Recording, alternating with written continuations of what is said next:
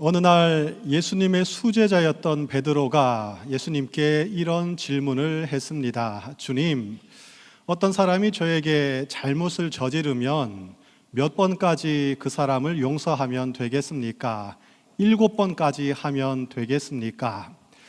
베드로의 이 질문 속에는 예수님께 인정받고 싶은 마음, 다른 사람에게 자신을 과시하고 싶은 베드로의 마음이 숨어 있었습니다. 예수님 당시에 구약의 랍비들은 누군가 나에게 잘못을 범하면 3번까지 용서하는 것은 참으로 큰 관용이다, 관대한 마음이다, 이렇게 가르쳤습니다. 1번, 2번, 3번까지 참을 수 있다. 그러나 4번부터는 참지 않아도 된다, 이렇게 생각을 했었습니다. 사실 우리의 경험을 돌이켜보면 3번까지 용서한다는 것도 엄청난 일이라는 것을 우리가 알 수가 있습니다. 여러분 어떻습니까?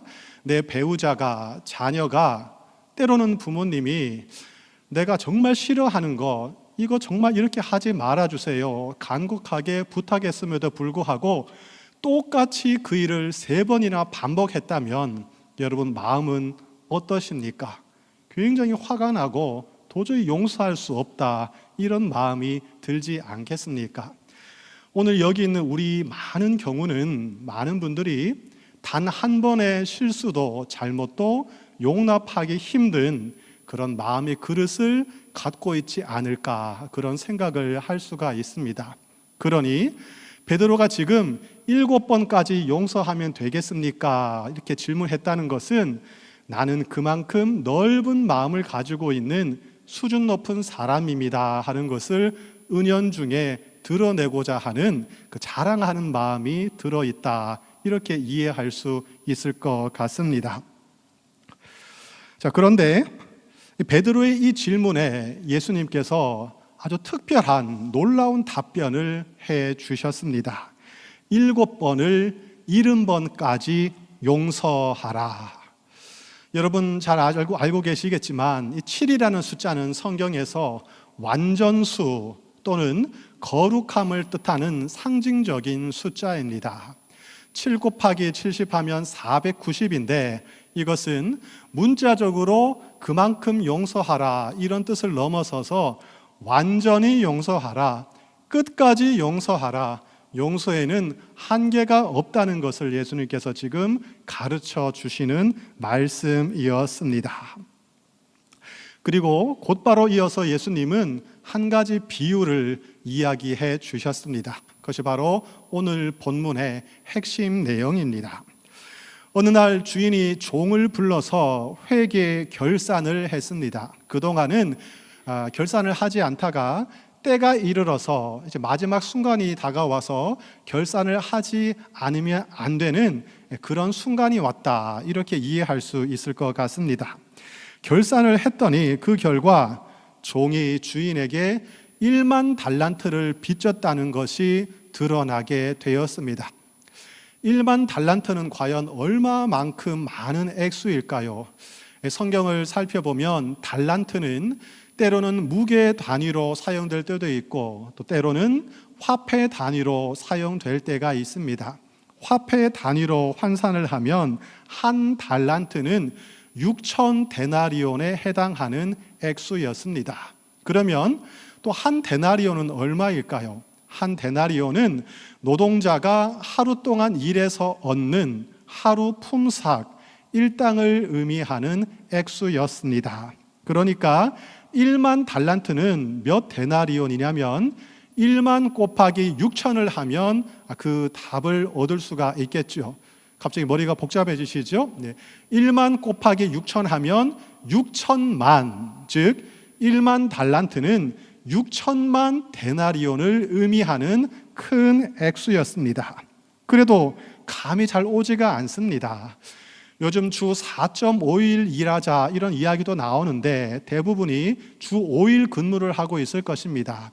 1년 평균 260일 정도 그에 못 미치는 일을 우리가 하고 있는데 제가 계산기로 한번 계산을 해봤습니다. 평균 주 5일 근무한다 보고 1년에 260일 일한다고 했을 때 1만 달란트는 어떤 수치이냐면 한 사람이 23만 년 동안 일한 후에 얻는 임금, 금액이라고 계산을 할 수가 있습니다. 엄청난 액수의 금액이라는 것을 지금 알려주고 있습니다.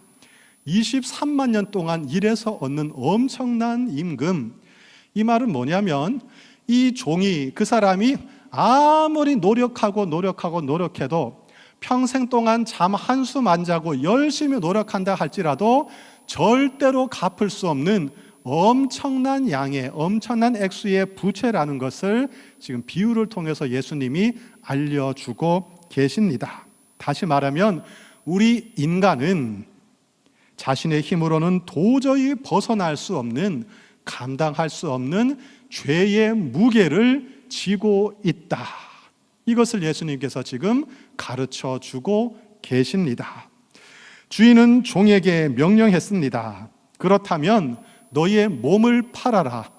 너의 처와 자식과 집과 모든 소유를 다 팔아서 그 빚을 갚아라. 이렇게 말했습니다. 당시 노예 한 사람의 몸값은 최대로 나갈 때 2,000 데나리온 정도 값을 매길 수 있었다고 합니다. 그러니 자신의 몸을 팔고 가족을 팔고 모든 것을 팔고 요즘 말하는 영혼까지 끌어 모은다 할지라도 한 달란트도 마련할 수가 없었습니다. 종은 빚을 갚을 능력이 전혀 없었습니다. 그저 주인의 자비만을 바라볼 수밖에 없었습니다. 그래서 26절에 보면 종이 주인 앞에 엎드렸다 이렇게 표현을 하고 있죠. 엎드려서 절하며 간곡하게 호소했습니다. 여러분, 엎드린다는 말은 무슨 말입니까? 나는 아무것도 아닙니다. 나는 당신의 손에 달려 있습니다. 철저히 복종합니다. 저를 낮춥니다. 살려주십시오 하는 간절한 마음이 거기에 들어 있습니다. 어떻게 해서라도 한번 갚아보겠습니다. 그러니 조금만 더 기다려 주십시오. 살려주십시오 하는 그런 의미였습니다. 그런데 이 모습을 바라보던 주인의 마음 속에 안타까운 마음, 측은지심, 자비가 생겨나기 시작했습니다. 27절에 보시면 주인이 그를 불쌍히 여겼다 이런 표현이 등장을 하고 있습니다. 불쌍히 여기다는 이 단어는 헬라어로 스플랑크니조마이라고 하는 단어인데 성경에 보면 아주 자주 사용되는 아주 중요한 단어입니다. 스플랑크니조마이, 이 단어가 언제 사용되냐면 하나님께서 우리를 바라보실 때 너무나도 애타는 마음으로 바라보시는 그 마음, 때로는 자녀를 바라보는 부모의 애끓는 심정, 이런 내용을, 이런 모습을 표현할 때 사용되는 단어가 바로 스플랑크니조마이, 즉 불쌍히 여기다는 단어였습니다. 주인은 자비로운 사람이었습니다. 이 종이 그 앞에 엎드려서 눈물과 콧물을 흘리면서 간절하게 호소하며 한 번만 봐달라고, 이러면 나도 죽고 우리 가족 다 죽습니다. 잘못했으니 좀 살려달라고 그렇게 간절히 호소하는 모습을 보며 그 주인의 마음속에 자비, 불쌍히 여기는 그 마음이 생겨나게 되었습니다. 그래서 주인은 1만 달란트 빚진 그 종의 빚을 완전히 탕감해 주었습니다. 너무나도 놀랐을 것입니다. 기적이 일어났습니다. 뛸듯이 기뻤고 그날 그 종에게는 구원의 감격이 임했습니다. 이것이 바로 구원이라고 우리는 이해할 수 있습니다. 그런데 이 종은 풀려나자마자 자신의 동료 한 사람을 찾아갔습니다. 그 동료는 이 종에게 100데나리온의 빚을 지고 있었습니다. 조금 전에 설명드린 것처럼 한 데나리온은 노동자 하루 품삯이었는데, 그렇다면 100데나리온은 너무 작은 액수는 아니지만 그렇다고 해서 큰 돈도 아니었다는 것이죠. 1만 달란트와 비교할 때 이 100데나리온의 액수는 아무것도 아닌 액수, 조족지열 세 발의 피도 안 되는, 정말로 비교도 안 되는 엄청나게 작은 액수라는 것을 비유를 통해서 우리가 이해할 수 있습니다.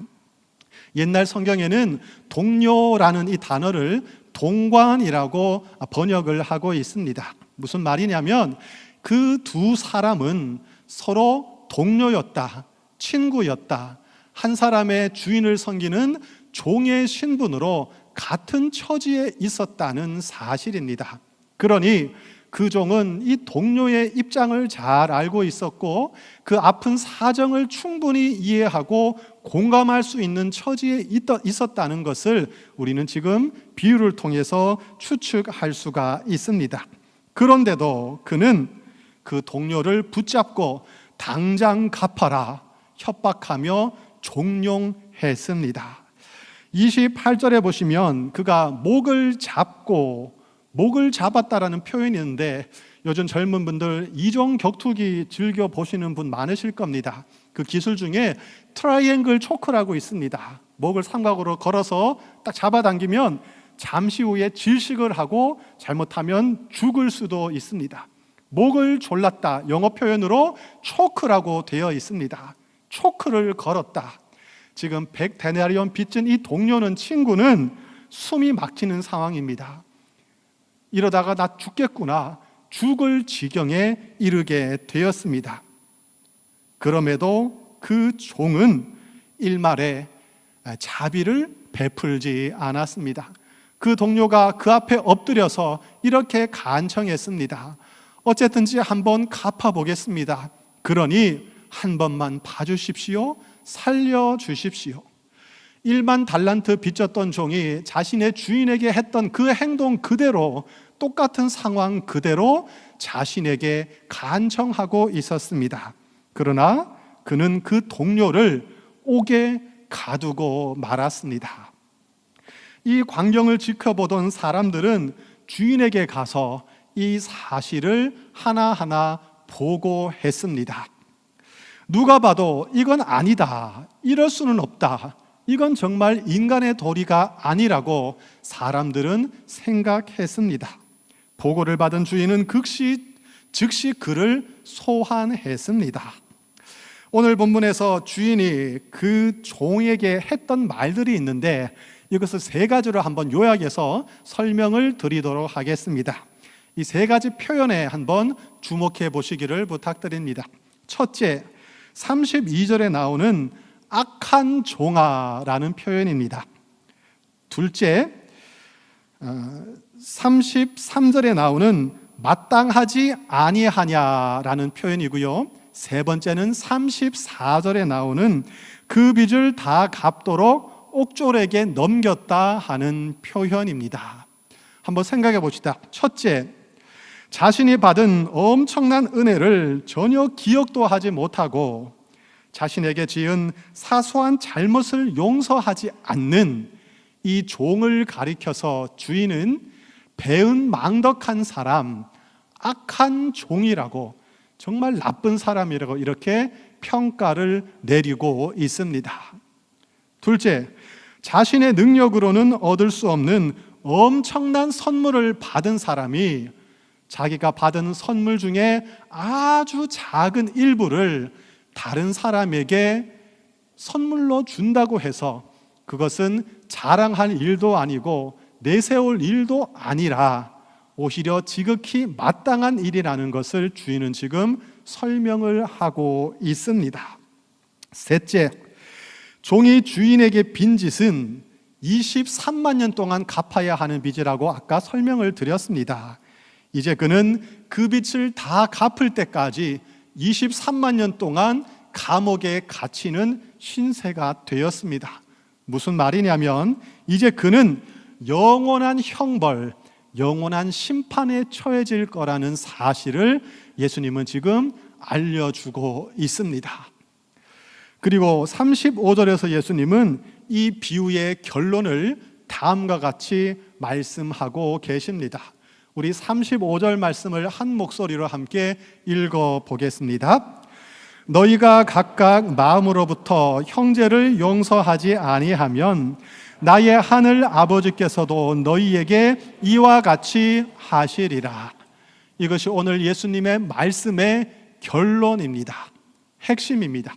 우리가 마음으로부터, 그러니까 전심으로 온전한 마음으로 진정으로 서로를 용서하지 않는다면 하나님 아버지께서도 우리를 이 종처럼 취급하실 것이다, 대우하실 것이다 하는 예수님의 말씀입니다.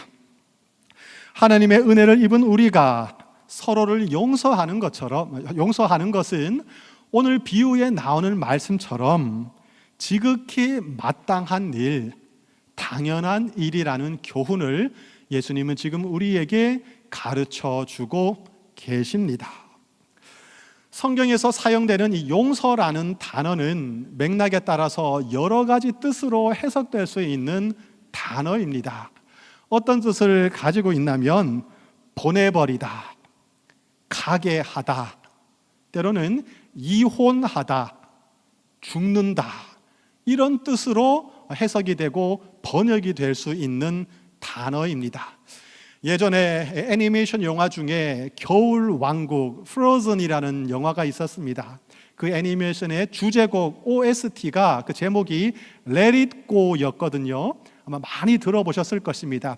Let It Go, 하여튼 그렇게 하는데요. 네. 그 뜻이 뭐냐면 내버려 둔다, 그냥 놔둬라, 떠나가겠다면 떠나가게 놔둬라, 그런 뜻입니다.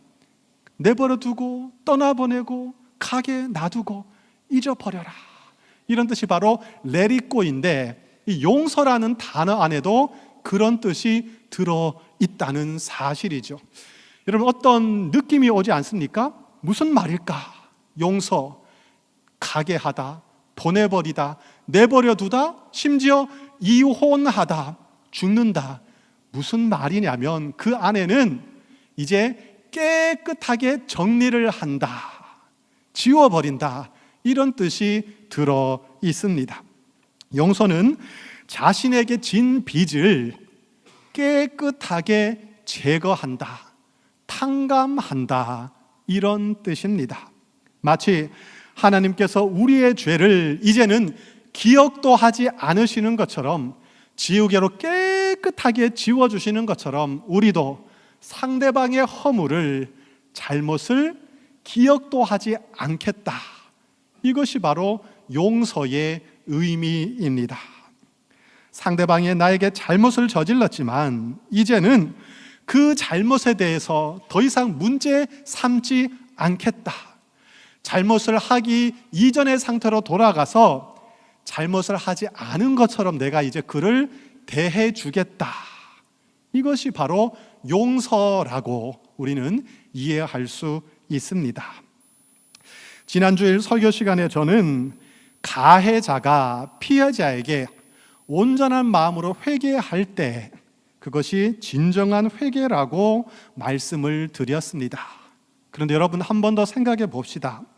가해자가 용서를 빌었는데 피해자가 그 용서를 받지 않는다면, 그를 용서해 주지 않는다면 둘 사이에는 진정한 화해가 일어날 수가 없습니다. 계속해서 그 둘은 평행선을 달릴 수밖에 없을 것입니다. 만약 우리가 살아가는 이 세상에서 용서가 사라져 버린다면, 용서가 없어진다면 세상이 어떻게 될까요? 뭐 어떻게 되겠지, 그럼 뭐, 이런 분들이 있겠지만 한번 가만히 한번 생각해 보십시오. 이 땅에 우리 삶에 용서가 사라져 버린다, 상당히 끔찍한, 살기 힘든 세상으로 변하고 말 것입니다. 서로를 향한 미움과 원망이 더 많아지게 될 것입니다. 원한이 넘쳐나고 원망이 넘쳐나고 어딜 가도 서로를 향한 미움만이 존재하게 될 것입니다. 살벌한 복수가 끊이지 않고 언제 어디서 어떻게 내가 보복을 당할지, 복수를 당할지 불안해서, 두려워서 밖에 함부로 나가지도 못하는 그런 세상이 되고 말겠지요. 상대방이 나의 실수나 잘못을 용서하지 않고 잊지 않고 계속해서 그 마음속에 담아두고 있다면, 그 분노를, 원망의 마음을 끝까지 담아두고 있다면, 그것을 우리가 눈치챘을 때, 알게 되었을 때 우리의 마음이 얼마나 힘들어지겠습니까? 그 사람의 눈을 똑바로 쳐다볼 수도 없을 것이고, 그 사람과 원만한 평안한 관계를 유지할 수도 없을 것입니다. 제가 만약 여러분에게 어떤 말실수를 하고 잘못을 했는데 여러분이 그것을 기억을 잊지 못하고 계속해서 마음에 담아둔다면, 제가 어느 날 그것을 깨달았다면 저는 아마도 설교를 하지 못할 것입니다. 너무 미안하고 불안하고 두려워서, 민망해서 여러분과 이제 관계를 맺지 못할 것입니다. 아마 그렇지 않겠습니까? 오늘 본문 23절에 보시면 이 비유를 천국에 관한 비유다, 이렇게 설명을 하고 있습니다. 다시 말하면 천국은 진정한 용서, 화해가 있는 곳이다. 바꾸어 말하면 진정한 용서가 있고 화해가 있는 곳, 그곳이 바로 천국이라는 사실을 우리에게 전해주고 있습니다. 그렇다면 반대로 말을 하면 용서가 사라진 곳, 용서하지 않는 사람들이 모여 있는 곳, 원한과 증오와 보복이 가득한 곳, 그곳은 지옥이라는 사실을 또 우리가 알 수가 있습니다. 아마 우리가 천국에 가면 그곳은 완전한 용서, 화해가 있을 것입니다. 반대로 지옥에 가면 안 되겠지만, 지옥에 간다면 그곳은 영원토록 원한과 증오와 복수가 반복되는 곳일 것입니다. 예수님께서는 우리가 천국에 살기를 원하고 계십니다. 대한국민이 대한민국의 헌법과 법률에 따라 살아가는 것처럼 천국 시민은 이제 천국의 법에 따라 살아가는 사람입니다. 용서는 천국 시민들에게 적용이 되는 법이고, 천국 시민에게 주어지는 의무, 책임이라고 생각할 수 있겠습니다. 그런데 문제는 용서가 쉽지가 않다는 데 있습니다. 나에게 잘못한 사람을 아무 일 없었다는 듯이 쉽게 용서할 수 있는 사람이 이 땅에 과연 몇 명이나 되겠습니까? 그것도 사소한 잘못이 아니라 내 마음을 너무나도 아프게 하고 상처를 준 그 사람을 우리가 어떻게 아무 일 없었던 것처럼 용서할 수 있겠습니까?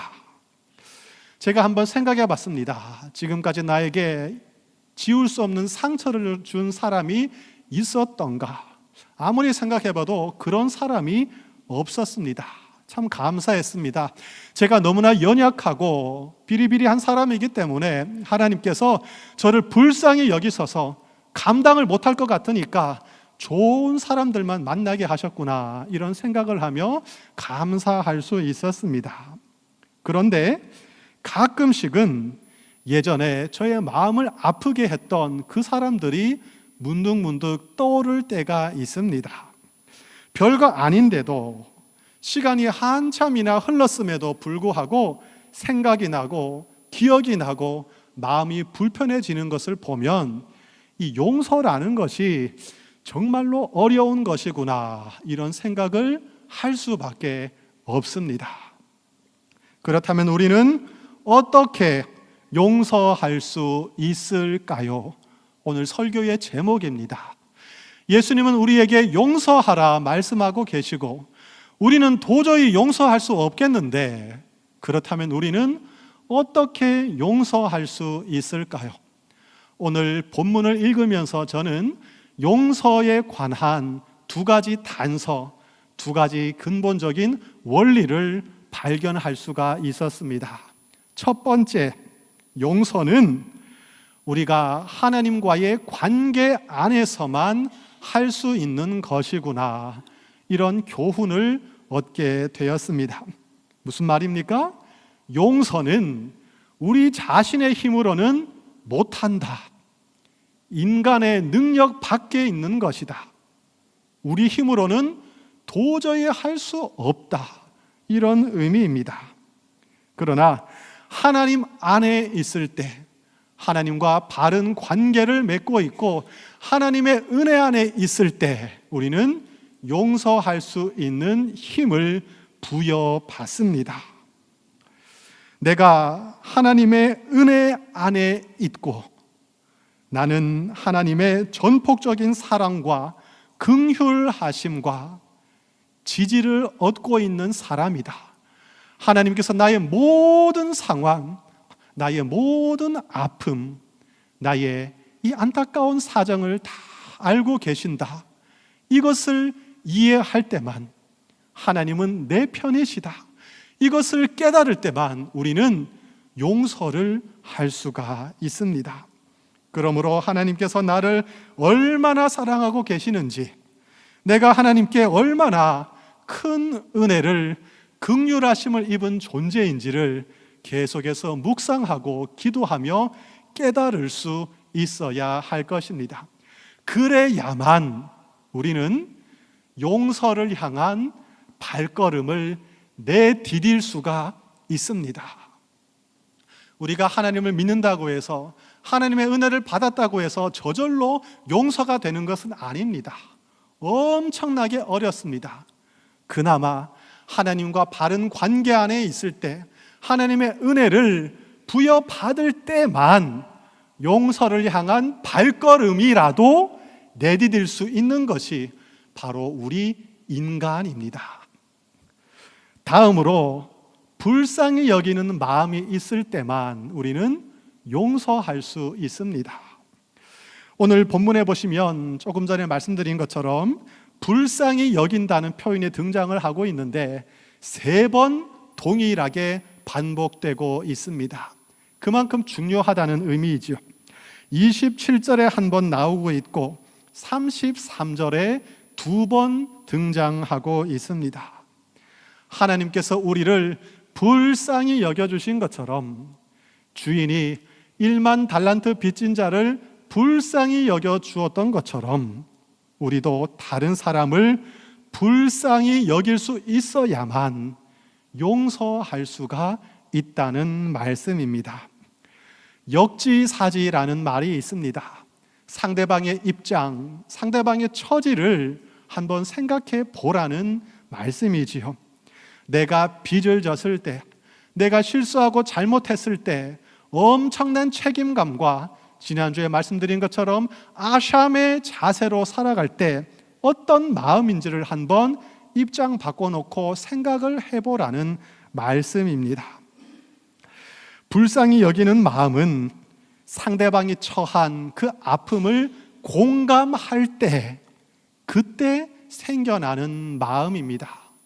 여러분, 사랑하는 가족을 바라보면 마음이 아프고 불쌍한 마음이 찾아오지 않습니까? 그 말은 무슨 말이냐면 상대방의 그 입장을, 그 아픔을 내가 충분히 공감을 하고 있다는 의미입니다. 상대방을 공감하지 못한다면, 상대방의 입장을 공감하지 못한다면 우리는 불쌍한 마음이 들지 못합니다. 불쌍한 마음이 생기지 않으면 용서하고 싶은 마음도 생기지 않는 것입니다. 사실 우리 모두는 참 불쌍한 사람들입니다. 지금 설교하고 있는 저나 설교 말씀을 듣고 있는 여러분이나 불쌍하지 않는 사람, 딱하지 않은 사람이 한 사람도 없습니다. 겉으로는 웃고 있고 힘 있는 것처럼 강한 척 연기를 하며 살아가고 있지만 한 분 한 분 그 마음을 들여다보고 그 사정을 살펴보면 눈물 없는 분, 슬픔 없는 분, 딱한 처지 아닌 분이 한 분도 없다는 것을 우리는 알고 있습니다.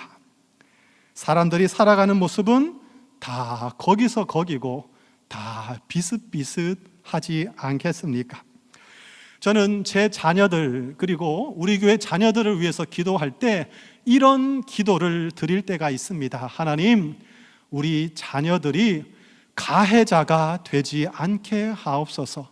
그리고 피해자도 되지 않게 하옵소서. 요즘 학교 폭력이 참으로 심각한 문제로 대두되고 있습니다. 자칫 잘못하면 우리 자녀들이 순간 가해자가 될 수 있고 또 피해자도 될 수 있는 것이 우리가 살아가는 안타까운 삶의 현실입니다. 또 제가 운전대 앞에 앉고 시동을 걸고 출발하기 전에 이렇게 기도할 때도 있습니다. 하나님, 교통사고 내지 않게 하옵소서. 그러나 교통사고 당하지도 않게 하옵소서. 순간 방심하면, 자칫 잘못하면 우리는 교통사고의 가해자도 될 수 있고 피해자도 될 수 있는 참으로 연약한 존재라는 것을 우리가 이미 알고 있습니다. 우리는 가해자인 동시에 피해자입니다. 우리는 가해자도 될 수 있고 피해자도 될 수 있습니다. 어제의 나가 다르고 오늘의 나가 다르고 내일의 나도 다릅니다. 그런데 어떻게 우리가 상대방을 함부로 정죄하고 나는 떳떳하다고 자랑할 수 있겠습니까? 어떤 한 사람이 죄를 지었을 때 그 사람의 죄를 가만히 분석을 해보면 그 죄가 그 사람 혼자만의 문제가 아니라는 것을 우리는 또 깨달을 수가 있습니다. 물론 죄를 지은 그것은 참으로 나쁜 것이지만, 옳지 않은 것이지만 하나하나 따지고 분석을 하다 보면 그 사람이 그럴 수밖에 없었던 너무나도 안타까운 삶의 역사, 또 안타까운 사정, 환경들, 사회의 구조적인 문제들이 있다는 것을 우리가 이해할 수가 있습니다. 어른이 된다는 것, 성숙한 사람이 된다는 것은 겉으로 표면적으로 드러나는 문제만을 보는 것이 아니고 그 이면을 살펴볼 수 있다, 이해할 수 있는 능력을 가졌다는 것을 뜻하는 것이 될 것입니다. 선과 악, 내 편과 내 편, 가해자와 이 피해자를 칼로 무 자르듯이 완전하게 이분법적으로 구별할 수 없다는 것을 나이가 들수록, 인생의 연륜에 깊어질수록 우리는 더 분명하게 깨달을 수가 있습니다. 그래서 이런 생각을 해봅니다. 만약 이런 사실을 우리가 전혀 깨닫지 못하고 있다면 그 사람은 숫자적으로는 나이가 많이 들었지만 여전히 어린아이 수준에 머물고 있는 것이 아닌가, 이런 생각을 또 할 수가 있을 것입니다.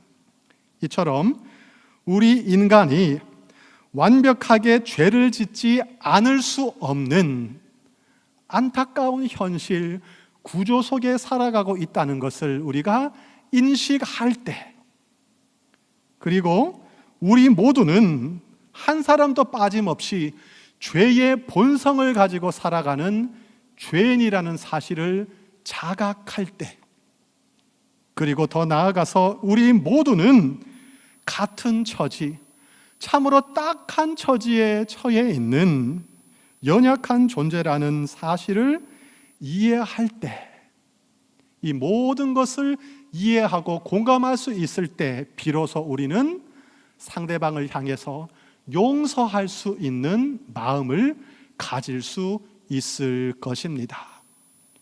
이걸 깨닫지 못한다면 진정한 용서는 할 수 없습니다.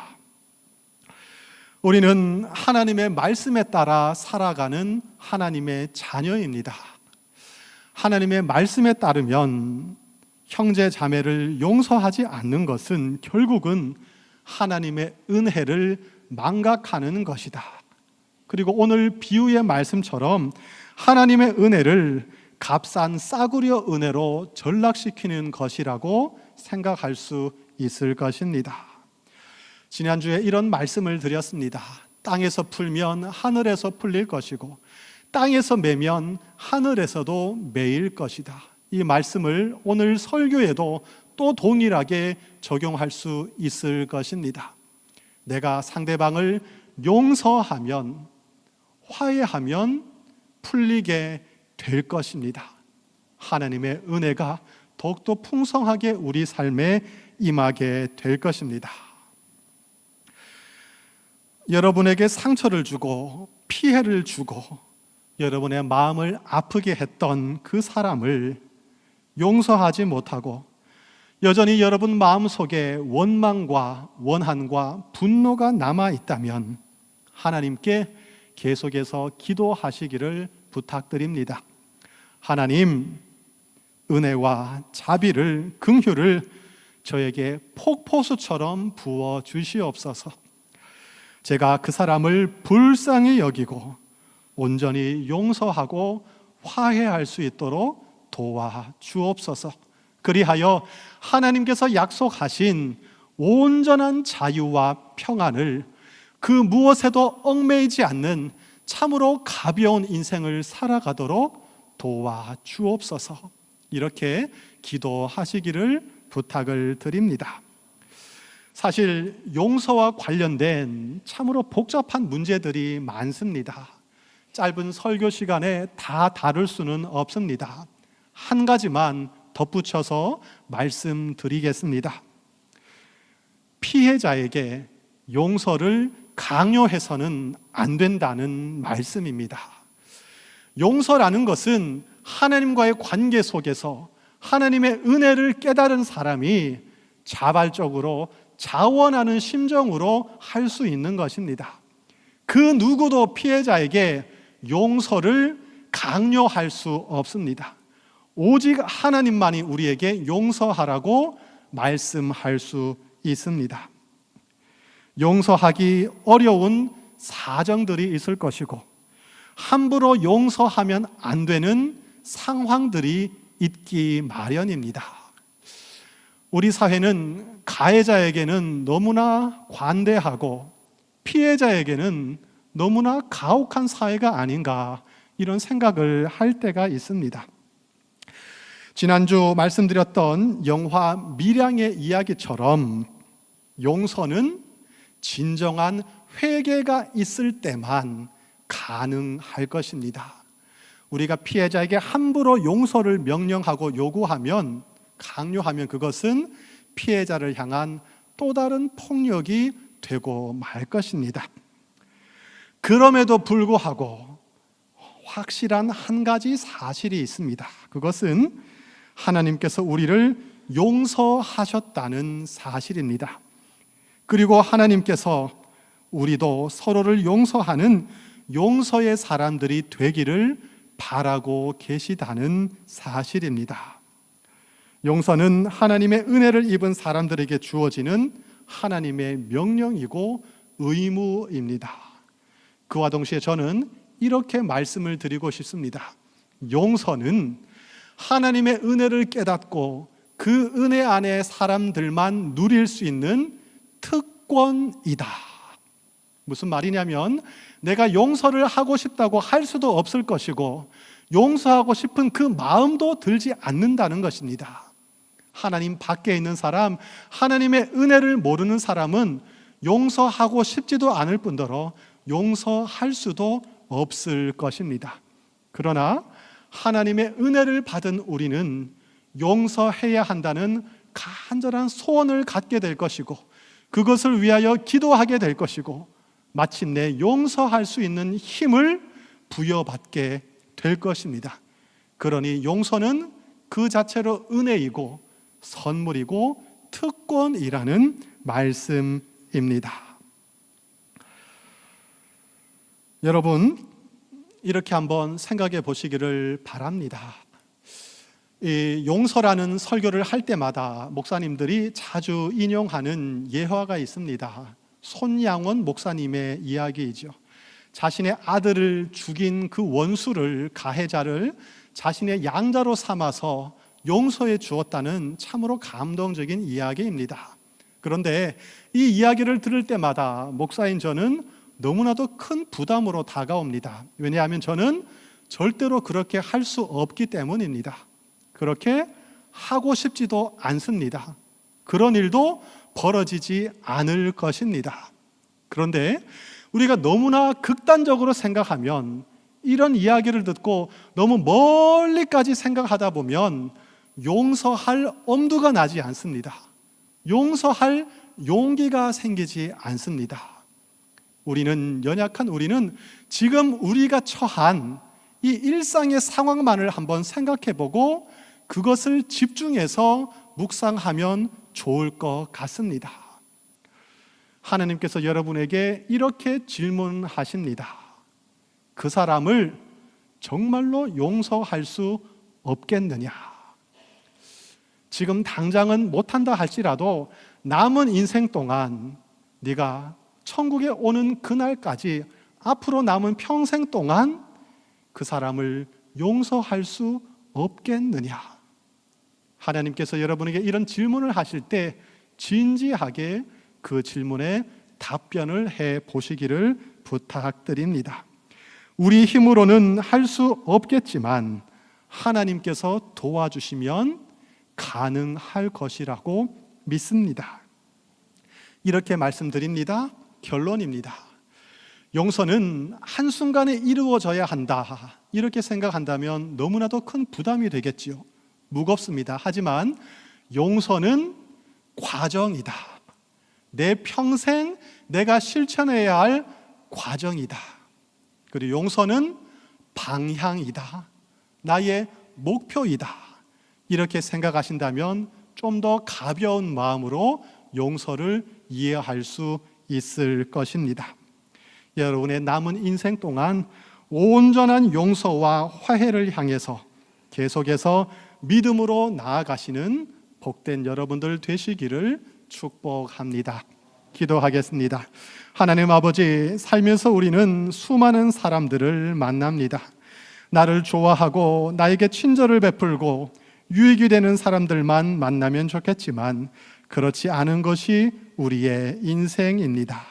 하나님, 다른 사람들과의 관계 속에서 지혜롭게 처신할 수 있도록 도와주시옵소서. 그러나 무엇보다 하나님의 마음으로 그들을 바라보고 대할 수 있도록 도와주시옵소서.